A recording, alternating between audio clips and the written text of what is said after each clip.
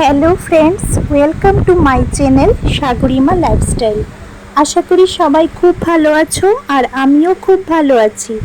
তো আমি যাচ্ছি কামাখ্যা মায়ের মন্দিরে অম্বুবাচী মেলা 2024-এ। এবছর প্রচুর ভক্তদের ভিড় হয়েছে। যেহেতু আমাদের বাড়ি নীলাচল পাহাড়ের নিচে, তাই আমাদের জন্য অনেকটা সুবিধা হলেও প্রত্যেক বছর অম্বুবাচীর সময় প্রচুর দর্শনার্থীদের ভিড় হয়, যার কারণে প্রায় 2 কিলোমিটার পাহাড় চড়ে পায়ে হেঁটে মায়ের মন্দিরে গিয়ে পৌঁছালাম। অন্যান্য সময় আমরা গাড়ি করে পাহাড়ে উঠি, তবে অম্বুবাচীর সময় প্রচুর দর্শনার্থীদের ভিড়ের কারণে পায়ে হেঁটে মায়ের মন্দিরে যেতে হয়। তো এই বছর অম্বুবাচীতে দেখতেই পাচ্ছ প্রচুর লোকের ভিড় হয়, আর প্রত্যেক বছরই দূর দূরান্ত থেকে অনেক ভক্তের সমাগম ঘটে এই মন্দিরে। এই সময় অনেক সাধুরা সিদ্ধিলাভের জন্যও এই মন্দিরে এই পীঠস্থানে এসে থাকে।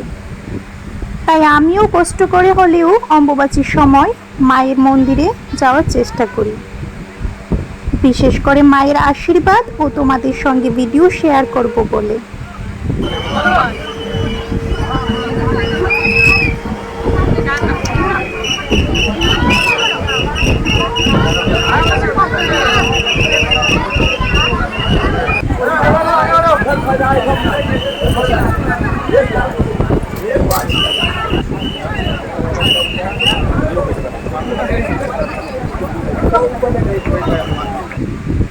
প্রচুর লোকের ভিড়ের মাঝে আমি চেষ্টা করছি তোমাদেরকে কিছুটা মায়ের মন্দিরের চত্বরটা ভিডিও করে দেখানোর, কারণ প্রচুর ভিড় হয়েছে এই বছর। সব ভক্তরাই মায়ের আশীর্বাদের জন্য এই মন্দিরে দূর দূরান্ত থেকে এসে থাকে। তাই যতটুকু পারি তোমাদের সঙ্গে মায়ের মন্দিরের চত্বরটা দেখানোর চেষ্টা করছি।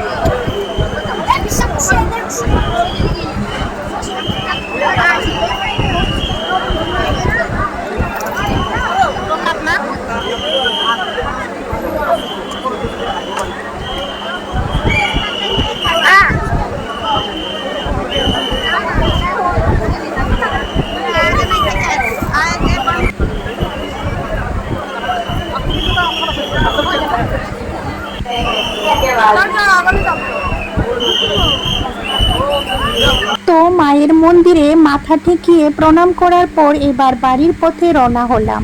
ফিরে যাওয়ার সময় দেখি অনেকেই শিব, কালী, দুর্গা, মা তারার রূপে সেজে আছে, তা দেখে ভীষণ ভালোই লাগলো। তো বন্ধুরা, তোমাদের এই বছরের অম্বুবাচীর মেলার ভিডিওটা তোমাদের কেমন লাগলো অবশ্যই কমেন্ট করে জানিও।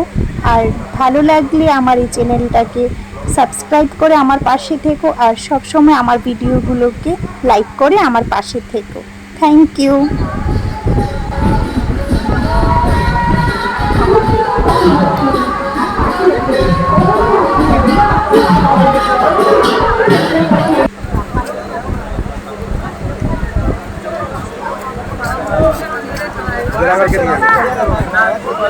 नीचे आइए, अमन को बात नीचे